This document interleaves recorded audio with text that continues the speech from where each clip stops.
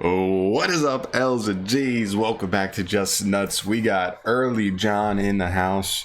I knew when this live stream was. My hair looks ridiculous because I set my alarm extra early, you know, for me, what my normal schedule is, because I knew when the live stream was going to be ending. I wanted to make this video when I could. Didn't want to have to worry about it after I have to work. I don't know, just I'm an idiot. Let's do it.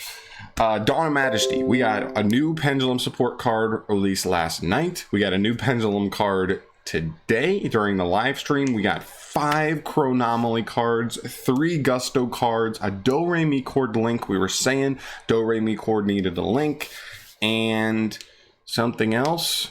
Can't remember. I think there might be something else. Whatever. Let's just get into it. We got a bunch of cards. All right. Starting off here, we have our first Pendulum support card. This was released last night. This is Pendulum Treasure. It's a very simple card. It's a normal spell card. You can only activate it once per turn. It lets you add 1 Pendulum monster from your deck to your extra deck face up. Cool. I do worry about like how legitimately good this is, because like this card is only good assuming you're going to be able to get 2 scales and resolve a Pendulum summon. But it does give you nice utility there.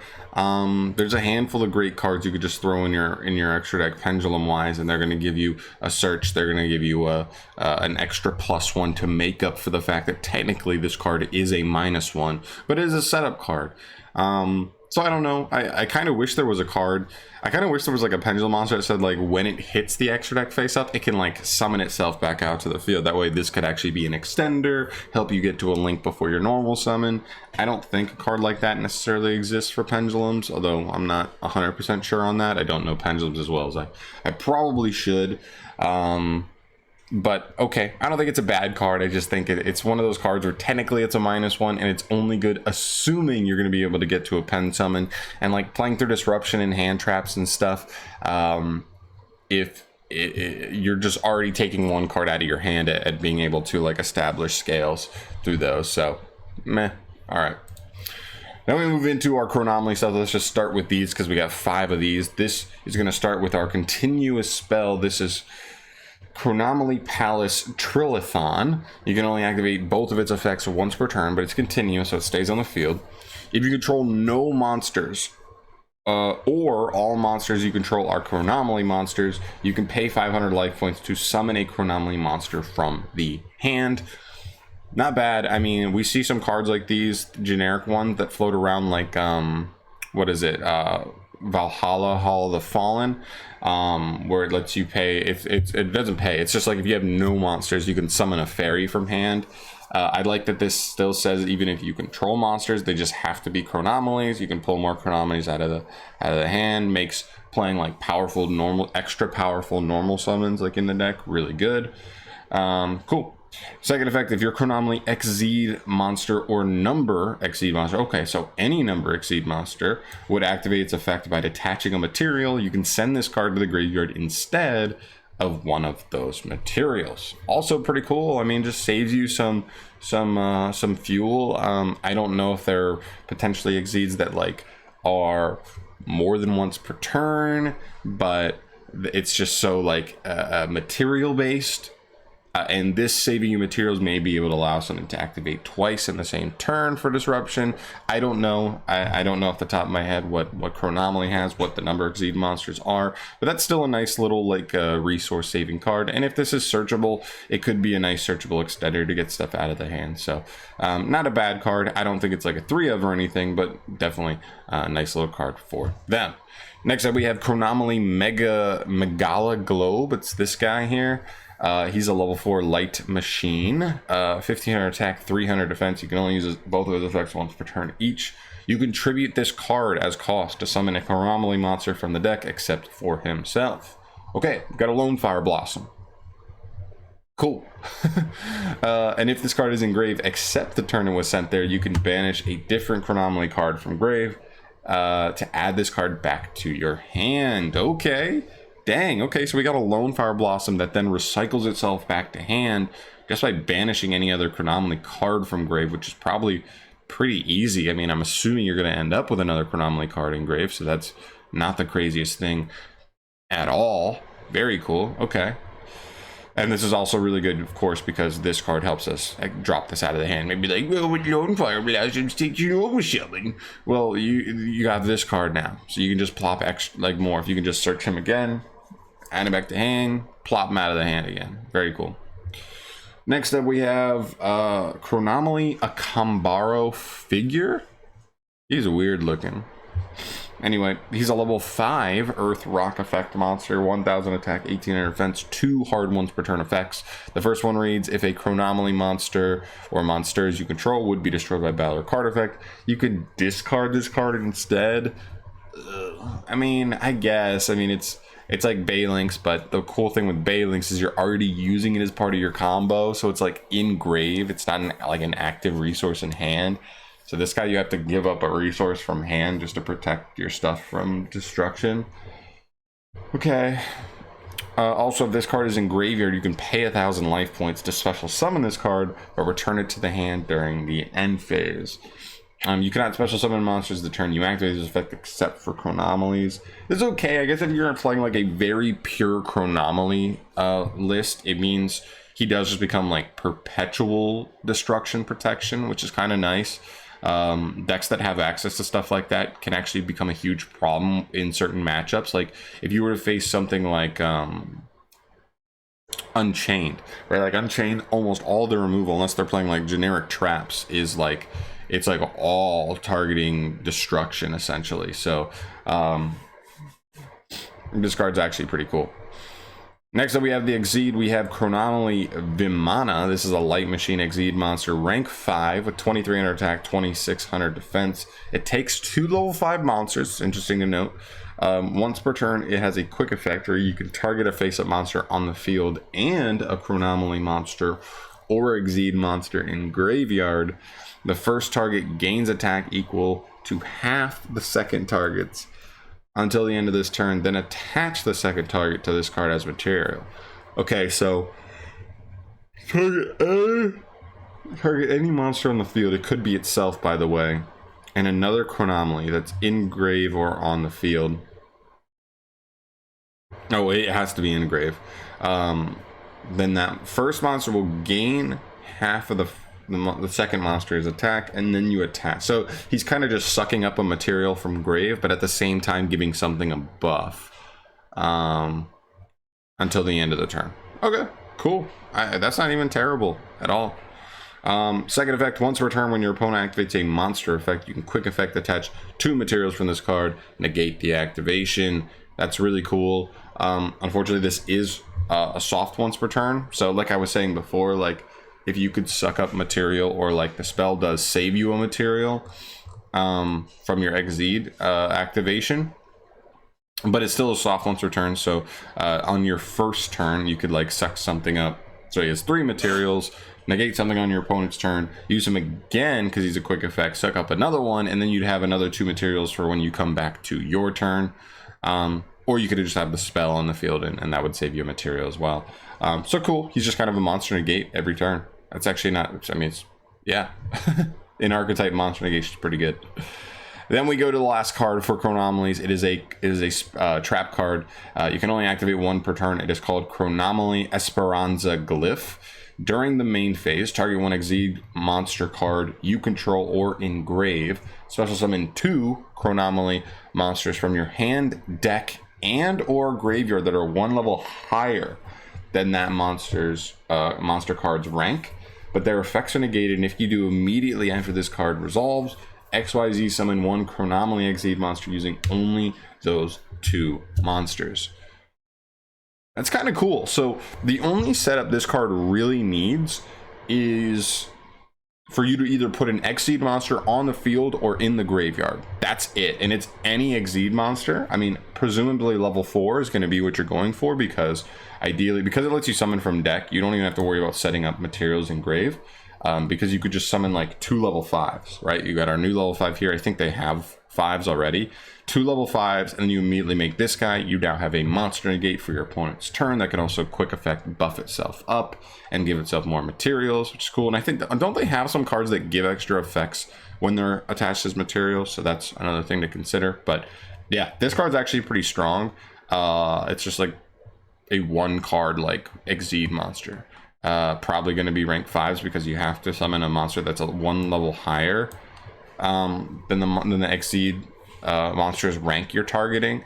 And I don't think this deck makes 3s, so it's kind of I don't think ideally you'd be targeting a 3, summoning 2 4s, and then taking 2 4s into a rank 4. It looks like it just really wants to go into the rank 5, but that's not a bad thing. He's only a soft once per turn.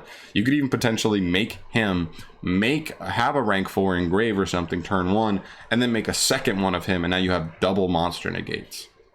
Potentially. I don't know how good this deck is. We'll see if that's even possible.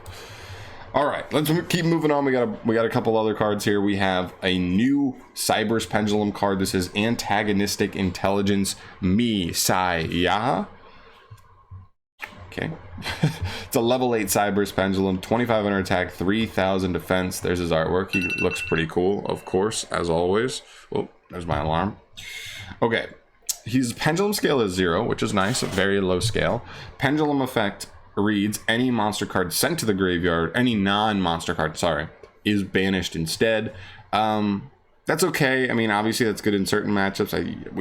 My brain immediately and everybody else's probably goes to Eldritch versus Eldritch. Like, this card seems insane. Nothing goes to grave, you just win immediately. And I'm sure there are other matchups too that kind of recycle their spells and traps that this card is kind of nice versus, but okay. Second effect, or monster effects, I should say. You can only use the first effect once per turn. You can reveal this card in hand.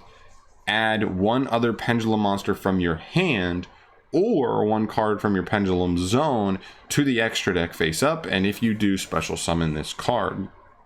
Okay, so instead of like some monsters saying like discard a card to summon this from hand, he lets you send a pendulum monster from hand or scale to the extra deck. Which is a little bit more accessible, I think, overall, but that's pretty cool. And then he just summons himself as a 25/3 body, which is pretty good. Second effect says if another monster is normal or special summoned while this card is in the monster zone, activate this effect. Send that monster or monsters to the graveyard during the end phase of this turn. That's pretty cool. I don't think it's particularly good just because of how extensive Yu-Gi-Oh is now. Like, somebody could summon something while he's on the field, like you target it to send it to grave, or I guess you don't target it, but like you activate this, making sure that monster gets sent to grave, but your opponent might be linking that off anyway, have a way to make use of that card as material, go into a different monster. The new monster isn't getting sent, so that's kind of tough that it sends on end phase. Even if this card just generically said like activate this effect, send that monster to the graveyard now, not on end phase, I actually think this is just like generically a pretty good, like another good disruptive pendulum card. Summons itself pretty easily. But I get why it doesn't. It might be a little bit too generic and decent. Also, this I believe is the second effect, which I'm realizing just now. I don't think this effect doesn't seem to be once per turn. So your opponent could if that's not once per turn at all, then that's actually much more crazy. I actually just assumed that would be hard once per turn. It doesn't look like it is, right? Up here we say first effect is a hard once per turn. This effect though seems like your opponent could go summon, activate to send that on end phase if it's still on the field, activate that. So they would have to eventually go into something to remove you, and have pretty much, and do it in a way where none of the cards they've gone into they plan on ending on, and have some way to make use of them as material. That's actually kind of crazy. Holy crap. Okay, I'm very curious about this card now. Summons itself pretty easily, has an effect like that's not once per turn. If another is in the monster zone. In fact, it's also a mandatory effect. So if you summon stuff, you're going to be forced to send it to the grave. Very interesting. This card's super interesting now. Okay, all right. I'm not even sure the best way to use that card, but it's there. Okay, moving on, we got a couple more cards. Grand Doremichord Muse C? Musia? I don't know.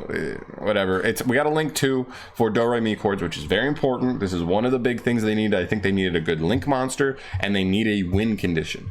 Now, I don't think they'll both be here, but one of the two is a good start, right? So this is Muse C? I don't know. It's a link to Light Fairy effect monster. Attack is 1900, and its arrows are bottom left, bottom right. Great pendulum arrows. Its materials are any two pendulum monsters. You love to see that as well. That means Doremichord becomes even more splashable with other just generic good pendulum decks.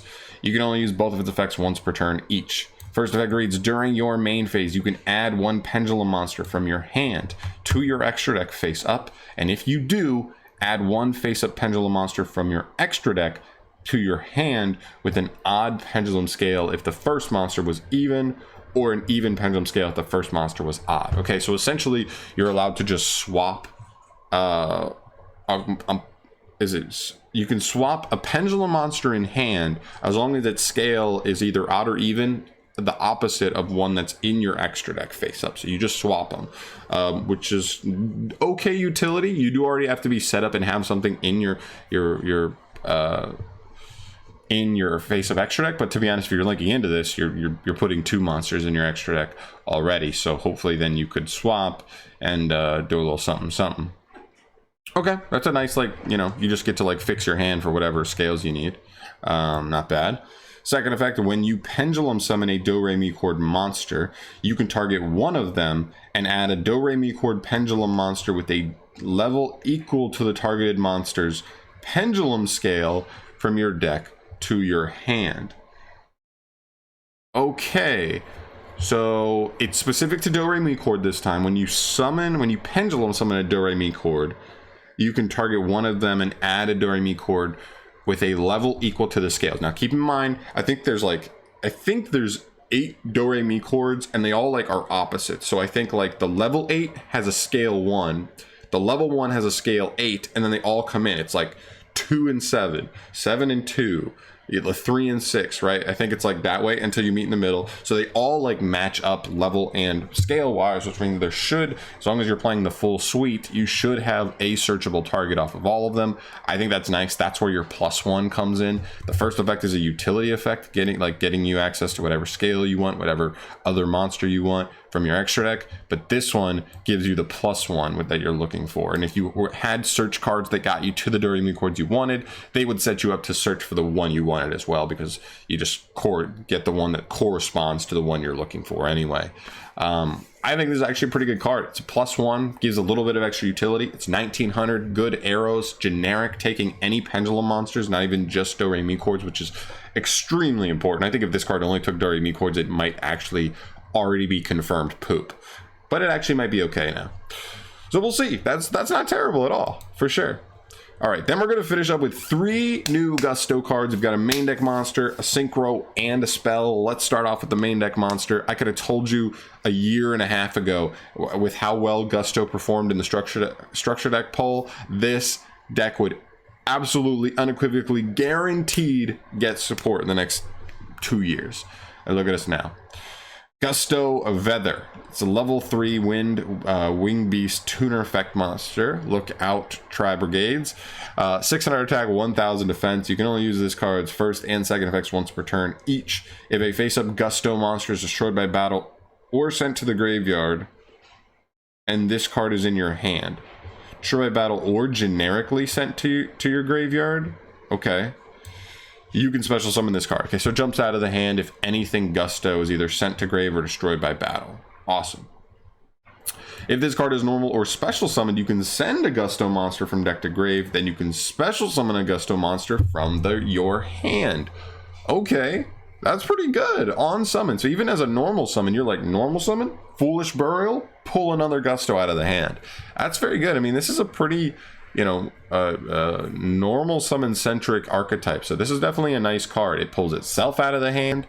It can pull another monster out of the hand and gets one sent to grave. I'm not sure how much graveyard synergy Gustos have, but I assume it could be nice, right? Cool. I like that. Then we get to the new synchro. It's a level 6 wind psychic. This is Daigusto Ramprampilica. All right. Its attack and defense are apparently unknown, but we know its effects, which is the most important part. I imagine it's level 6, so it's probably around the 2,000 to 2,400 range, somewhere in there. It takes any one tuner plus a one or more non-tuner gusto monsters. Okay. You can only special summon this card once per turn. First effect, if this card is synchro summoned, you can activate this effect. You cannot special summon monsters for the rest of the turn except wind. Also, special summon 2 gusto monsters, one from hand, one from deck, but their effects are negated. And if you do immediately after this effect resolves, synchro summon a gusto synchro using only those 2 monsters. Second effect, your opponent cannot target other gusto synchro monsters you control with card effects. All right, so you make this card. Immediately on summon, it's going to lock you into winds, but it's going to summon 2 gustos, one from hand, one from the deck. And then you immediately get to synchro summon into another synchro using only those 2 monsters. So you can't like use this plus those 2 monsters to go into something like really, really big. You do have to use only those 2 monsters. Very interesting. And then it gives you targeting protection on other synchros, which is fine. I don't expect that to come up all the time, but I guess theoretically it could in specific situations. Okay. Yeah, I'm not. I mean, cards like this are hard to judge when you don't know the specific combos. But yeah, okay, cool. And the last card we have here is Gusto Tailwind. This is an equip spell card. Equip only to a Gusto monster. You can only use this card's second and third effects once per turn each. First effect says the equipped monster cannot be destroyed by your opponent's card effects. Okay, so card effect immunity. Destruction immunity. Second effect says during your main phase you can activate one of these effects based on the equipped monster's level or rank. Okay, if it's 4 or higher, you can special summon a gusto monster with a different type from your deck. Whoa, just need to be 4 or higher.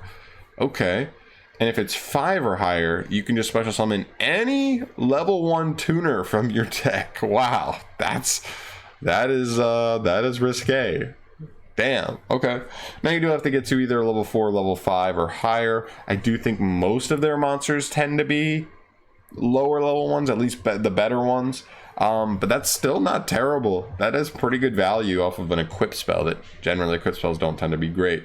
And the last effect says you can banish this card from your graveyard, then discard a wind monster to add a gusto spell or trap from your deck to your hand.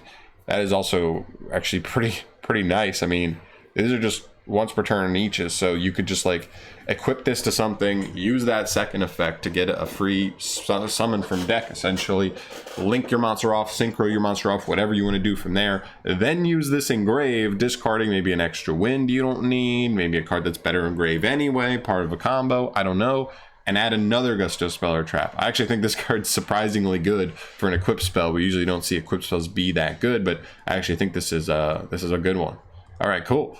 Yeah, it's hard to say. I don't know Gustos too well. The cards seem pretty good. This card seems pretty good for Doremichord. This Pendulum monster is very intriguing because of this second effect not being once per turn. It's definitely interesting, and his scale effect just beats Eldritch. The Chronomoly stuff is interesting as well. You got this new boss monster, you got monster negates, good trap, you have like a new lone fire blossom that recycles itself, good stuff there. And then the pendulum card here is okay. I guess the one thing here is that with the Doremichords, you could send anything to extract you wanted, as long as you know that the scales will match up, that you can use for the Doremichord link to just get it back to hand if that's what you wanted. But I still don't know if it's worth it, because it is still a -1. But yeah, that's gonna do it for all the new cards via this live stream. I know there's still like a hand. I think we had 30 cards to get revealed for the set, and I think we got 10 of them here. So we're still sitting here with like 18, 19, 20 cards left to be revealed. The set comes out, I think, on like the 16th. So we're like less than a week away, maybe 17th. For the OCG. So we're like a week away, still have 20 cards to get revealed. Of course, I'm going to bring those to you when those do drop. I think this helps the set. It doesn't save the set for sure, but I do think it's a nice little step but I don't think Chronomolys and Gusto support is really going to save this set. But hopefully we see like a new Abyss card, a couple new archetypes get support, Spring in, stuff like that. I think should be in here somewhere, hopefully. And I guess we'll find out with the last 20 cards. But stay tuned, guys. Sorry this video ran a little long. There's kind of a lot to get through here. Thank you so much for watching as always. I will see you in the next video. So stay tuned and get the hell out of here. It's too early. I gotta go back to bed.